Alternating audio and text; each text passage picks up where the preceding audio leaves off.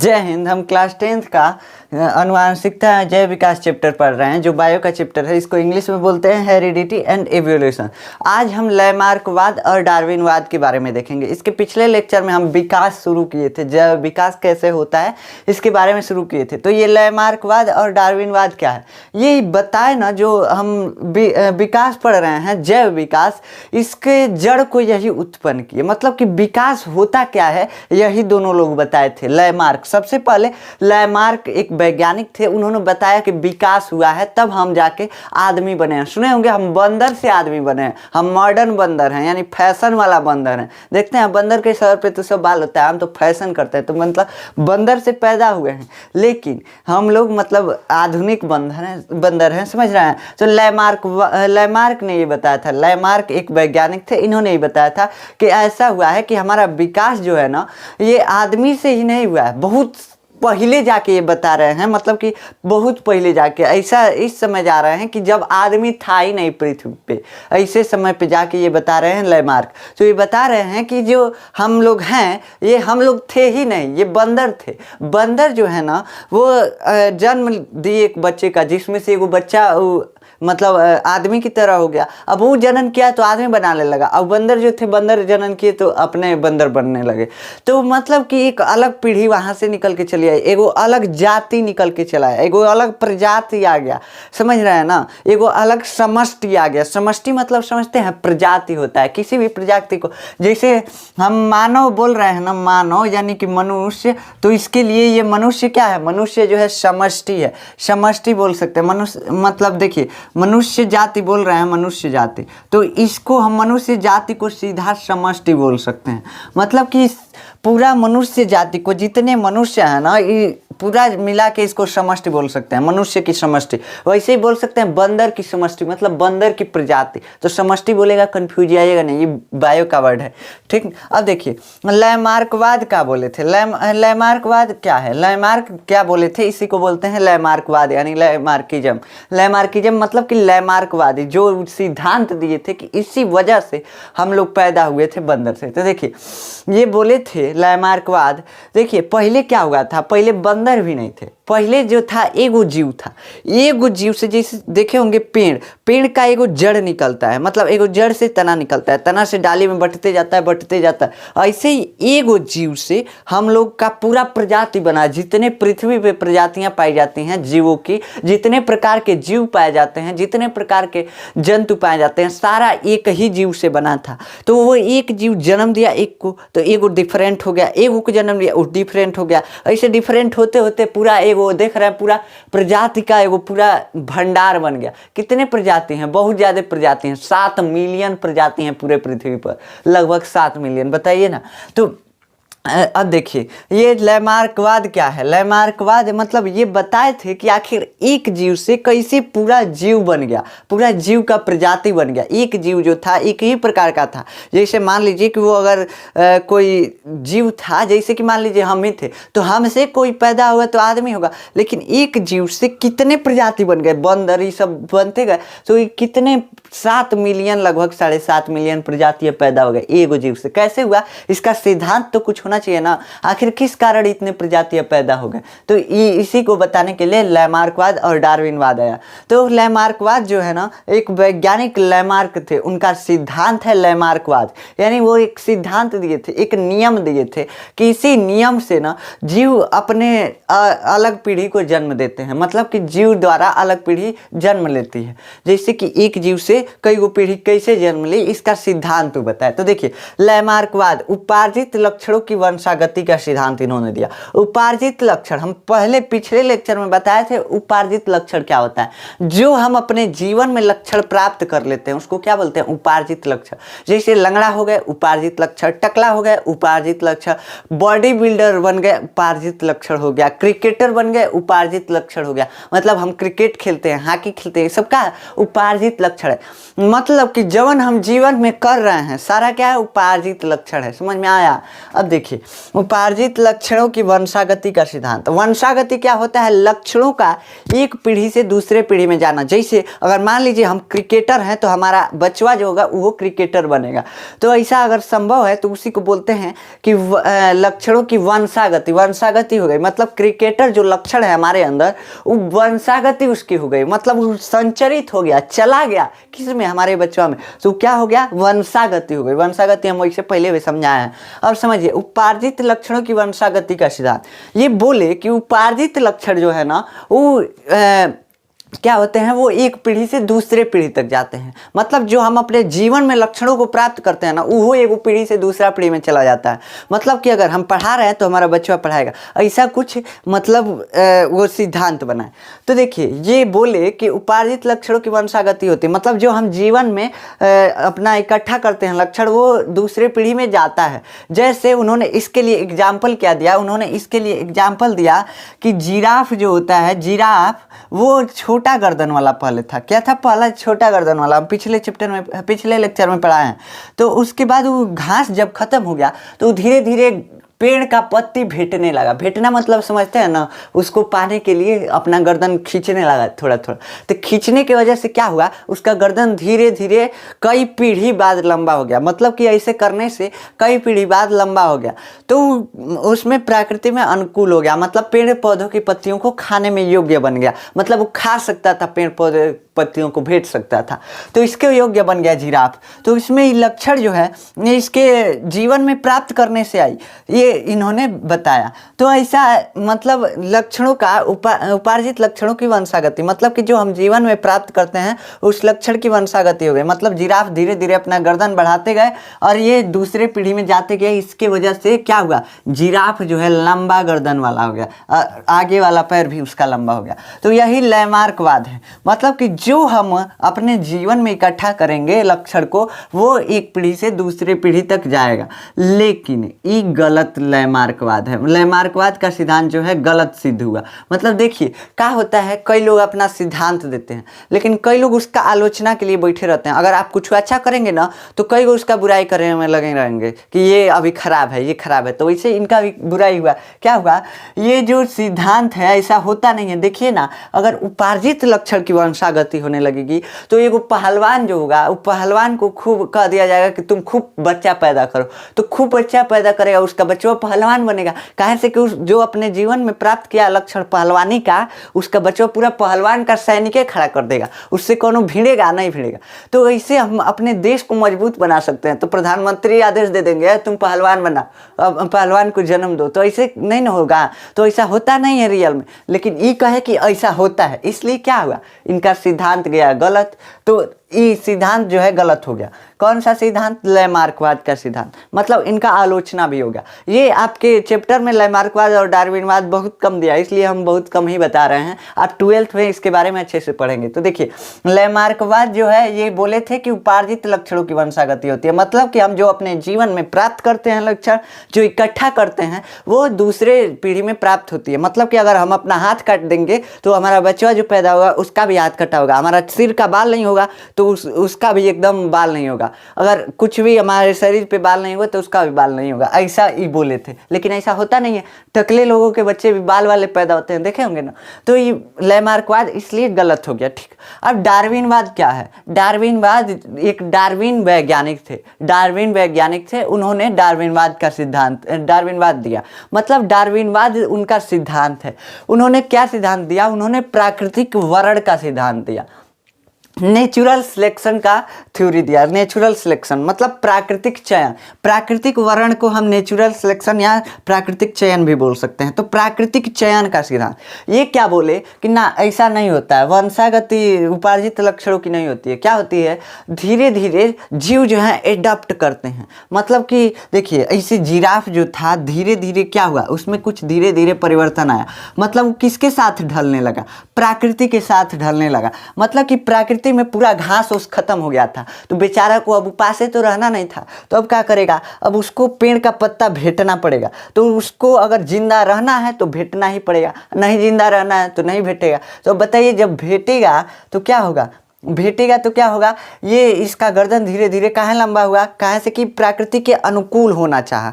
मतलब कि प्रकृति में अगर घास नहीं है तो हम पेड़ पौधा खाएंगे, तो इसके अनुकूल होने के लिए इसका गर्दन जो है बड़ा होने लगा, धीरे धीरे इसके डीएनए में चेंज आने लगा, जिससे अगली पीढ़ी में जिराफ के गर्दन बड़े हो गए।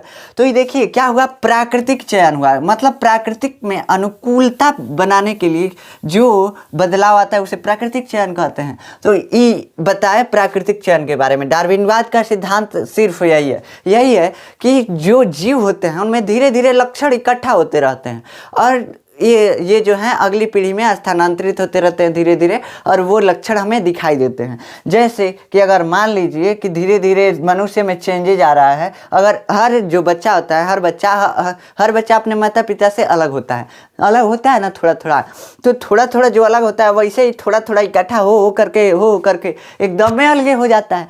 तो एकदम में जो अलग होता है, यही सिद्धांत था किसका, डार्विनवाद का। डार्विन जो वैज्ञानिक थे उनका सिद्धांत डार्विनवाद यही कहता है कि धीरे धीरे लक्षण जो है इकट्ठे होते रहते हैं। मतलब बच्चा जो है माता पिता से धीरे धीरे अलग हो रहा है, धीरे धीरे अलगे अलगे होते होते क्या हो जाएगा, पूरा अलगे हो जाएगा एकदम। जैसे मान लीजिए हम इस टाइम आदमी हैं तो कुछ और ही बन जाए, सुपर पावर बाहुबली बन जाए। बाहुबली देखा है ना, तो बाहुबली बन जाए तब क्या होगा, तो मतलब ऐसे कुछ बन जाए। तो इसको ये सिद्धांत क्या दिए थे, डार्विन ने दिया था कि प्रकृति के हिसाब से वो ढल जाएगा।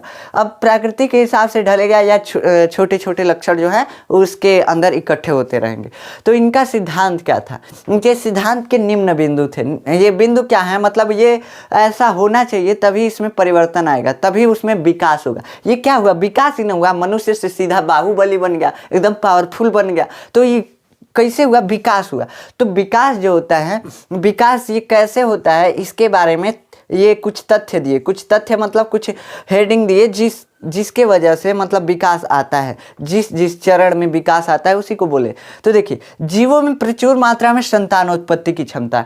अगर जीव में संतान के उत्पन्न करने की क्षमता नहीं होगी, बच्चा पैदा करने की क्षमता नहीं होगी, तो उसमें का विभिन्नता आएगा, अगला पीढ़ी अइबे नहीं करेगा, विकास होखबे नहीं करेगा। कहाँ से कि उसमें अगला पीढ़ी आइए नहीं रहा है। जब बच्चा ही पैदा नहीं करेगा तो विकास कहाँ से आएगा। अब जब पिछले पीढ़ी से अगला पीढ़ी थोड़ा अंतर होता है तो उसको क्या बोल देते हैं, विकास हो गया। अगला पीढ़ी है ये नहीं है तो क्या करेंगे, तो समझ रहे हैं ना, मतलब अगला पीढ़ी नहीं है इसलिए ये विकास नहीं है। अब मतलब विकास नहीं होगा तो अगला पीढ़ी होना चाहिए। जीवों में प्रचुर मात्रा में संतान उत्पत्ति की क्षमता होनी चाहिए, मतलब कि जीव जो है बच्चा पैदा करने वाला होना चाहिए, इसीलिए तभी उसमें क्या होगा, तभी उसमें विकास होगा।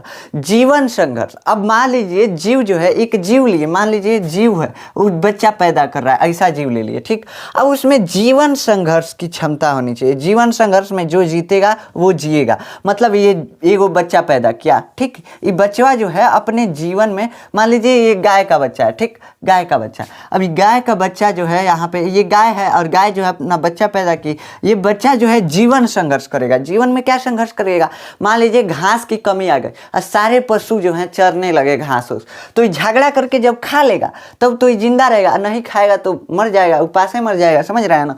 तो जीवन संघर्ष इसी को बोलते हैं कि जीवन में किसी चीज के लिए लड़ने को क्या बोलते हैं, जीवन संघर्ष। जैसे हम अपने भोजन के लिए किसी दूसरे से लड़ जाए ना तो उसको क्या बोलते हैं, जीवन संघर्ष। किसी भी चीज के लिए अगर दूसरे से लड़ते हैं तो उसको क्या बोलते हैं, जीवन संघर्ष। समझ में आ गया।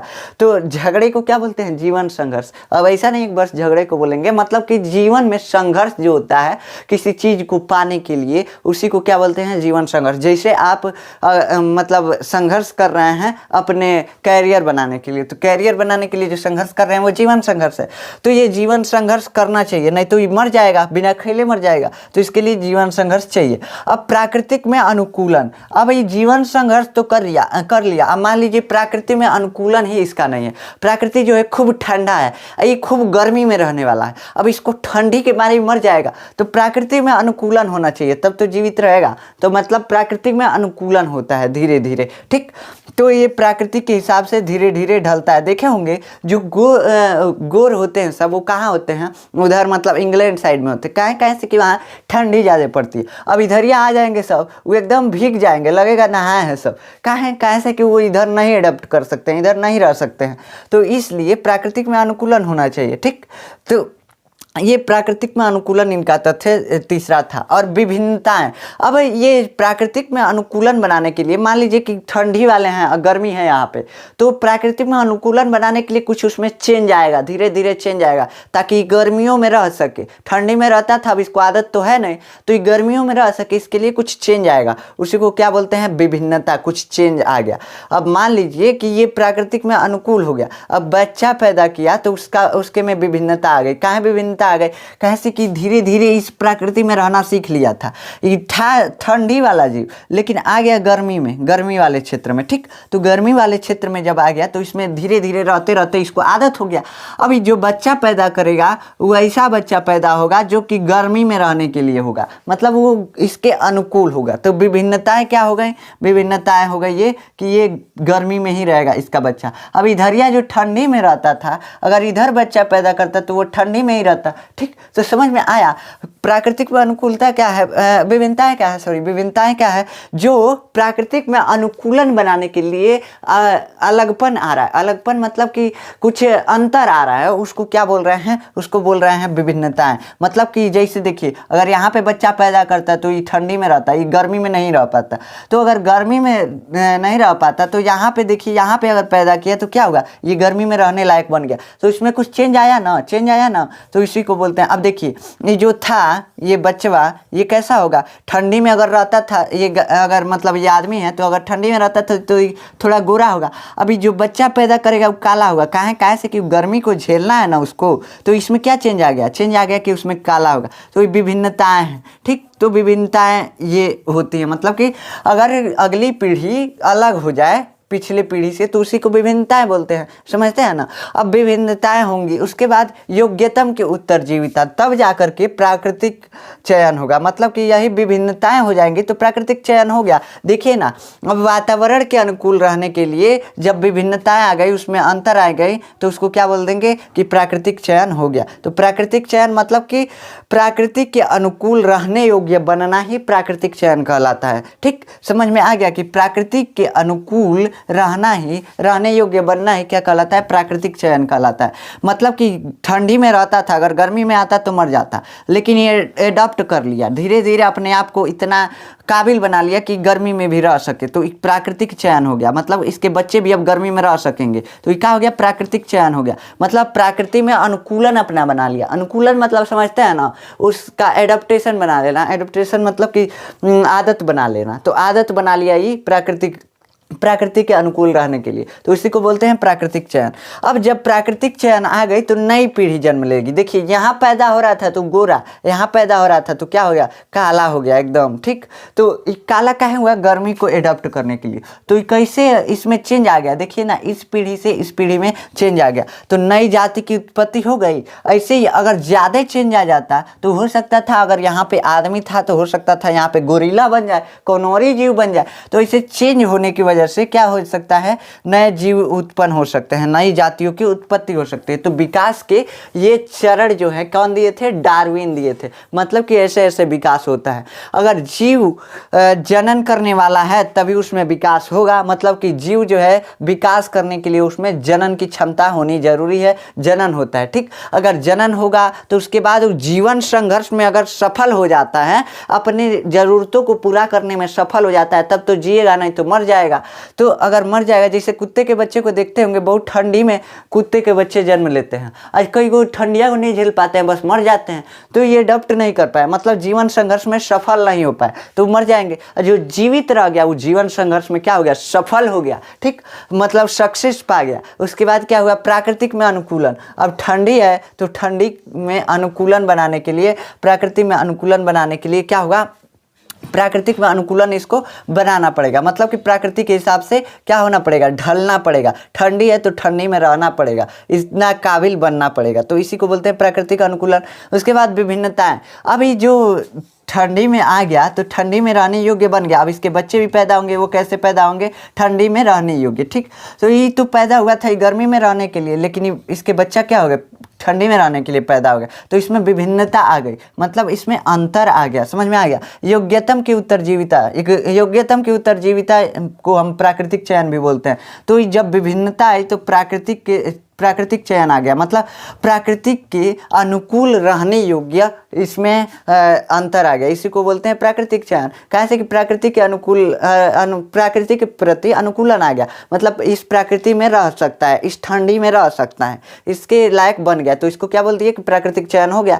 अब नई जाति बन गई, इधर बन रहा था गर्मी में रहने वाला, इधर बन गया ठंडी में रहने वाला, तो ये नई जाति बन गई ना, नया जीव बन गया ना। वैसे ज़्यादा चेंज आ जाता तो ज़्यादा मतलब चेंजेज आ जाता। वैसे यह सिद्धांत कौन दिया था? डार्विन ने दिया था। डार्विन क्या बोले थे कि ऐसे ही चेंज आता है, धीरे धीरे चेंज आता है, अनुकूलन बनता है प्राकृतिक में, उसके बाद विभिन्नताएं आती हैं धीरे धीरे, मतलब हर पीढ़ी में ऐसे ऐसे हो करके और विकास होता है। अब उसके बाद ये नई पीढ़ी का जन्म हो जाता है, नई जातियों की उत्पत्ति हो जाती है, ठीक।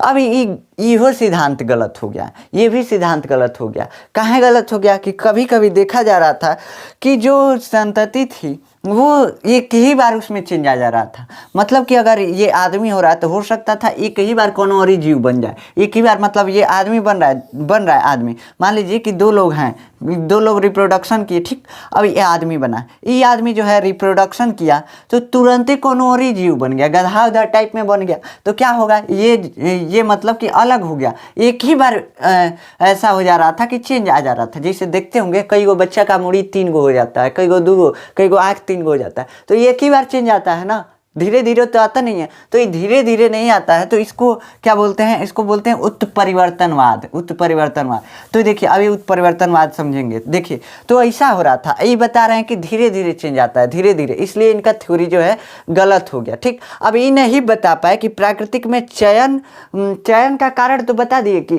चयन का कारण मतलब कि प्राकृतिक के अनुकूल रहने योग्य बने क्यों। अब ये मतलब नहीं बता पाए कि ये होता कैसे, प्राकृतिक में रहने योग्य काहे बन जाते हैं जीव सब, ठीक।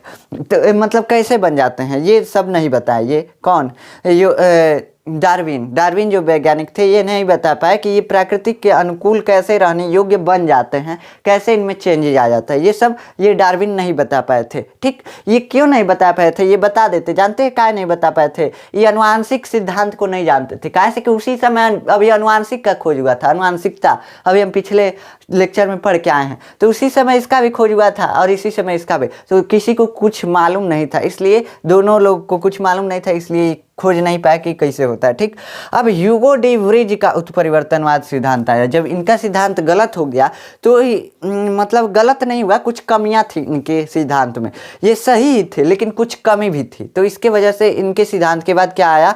ह्यूगो डी व्रीज का उत्परिवर्तनवाद। उत्परिवर्तनवाद क्या होता है? जब जीव में एक ही बार चेंज आ जाता है, अचानक चेंज आ जाता है, तो उसको क्या बोलते हैं? उत्परिवर्तनवाद। मान लीजिए कि कौन आदमी का सिंह, आदमी जो है सिंह वाला है ना, अब क्या हुआ, एक ही बार उसका सिंह ही गायब हो गया, तो क्या होगा? ये उत्परिवर्तनवाद है। क्या है? उत्परिवर्तनवाद है, मतलब जो तुरंत अचानक चेंज आ जाता है उसको क्या बोलते हैं? उत्परिवर्तनवाद। जैसे कि मान लीजिए 2 आदमी हैं, दोनों आदमी का सिंह है, अब इस सिंह वाले आदमी क्या किए? जनन किए। क्या किए? जनन किए, और जनन से बच्चा पैदा हुआ, मान लीजिए सिंह वाला ही बच्चा पैदा हुआ, ठीक। ऐसे ही पैदा हो रहा था धीरे धीरे, लेकिन कई पीढ़ी बाद हम देख रहे हैं कि एगो बच्चा आया, ये भी सिंह वाला है, ये जब किसी के साथ रिप्रोडक्शन किया, सिंह वाले व्यक्ति के साथ, तब क्या हुआ? इसका सिंह गायब हो गया। तो मतलब ऐसा कल्पना कर सकते हैं, तो एक ही बार चेंज आ गया। देखिए ना, सीधा ये पहले पीढ़ी से दूसरे पीढ़ी में सिंह गायब हो गया, तो इसको क्या बोल देंगे? उत्परिवर्तन हो गया। उत्परिवर्तन मतलब तुरंत चेंज आ गया, तुरंत चेंज आ गया, इसी को क्या बोलते हैं? उत्परिवर्तन। तो ये क्या ह्यूगो डी व्रीज का उत्परिवर्तनवाद, यही सिद्धांत इनका है, तो ह्यूगो डी व्रीज का उत्परिवर्तनवाद मतलब तुरंत जब चेंज आ जाता है। ये इनका कहना था कि धीरे धीरे जीवों में चेंज नहीं आता है, एक ही बार तुरंत आ जाता है चेंज, धीरे धीरे नहीं आता है, यही ह्यूगो डी व्रीज का कहना था। ऐसे विकास होता है, मतलब कि एक ही बार चेंज आकर के विकास होता है, इनका कहना था, ठीक। इनका क्या कहना था कि धीरे धीरे होगा, इनका कहना था कि ना धीरे धीरे नहीं होगा, तेज होगा। अब आधुनिक संश्लेषात्मक सिद्धांत, ये क्या है? ये जो है डार्विनवाद में जो कुछ त्रुटियां थी, जो गलतियां थी, उनको सुधार करके एक नया सिद्धांत बनाया गया है। मतलब इन्हीं का सिद्धांत लिया गया है, लेकिन उसमें जो गलती थी ना उसको सही करके एक सिद्धांत बना दिया गया। उसी को क्या बोलते हैं? आधुनिक संश्लेषात्मक सिद्धांत। संश्लेषात्मक सिद्धांत मतलब कि जो आधुनिक सिद्धांत है वो क्या है? ये डार्विन का ही सिद्धांत है, बस इसमें जो गलती थी उसको सुधारा गया। जैसे आप कॉपी में अगर गलती करते हैं तो उसको सुधार के और सही कर दिया जाता है कॉपी को, वैसे ही इस सिद्धांत को सुधार करके सही कर दिया गया है। उसी को आधुनिक संश्लेषात्मक सिद्धांत बोलते हैं। अब ये सब आपको सिद्धांत जो है 12 में पढ़ने को मिलेगा सारा डिटेल से। बस आपके चैप्टर में इतना ही दिया था। अब अगले लेक्चर में हम अगले टॉपिक को पढ़ेंगे, और अगर आपको इसका नोट्स चाहिए तो आप जाकर व्हाट्सएप चैनल से डाउनलोड कर सकते हैं। मिलते हैं नेक्स्ट लेक्चर में, तब तक के लिए जय हिंद।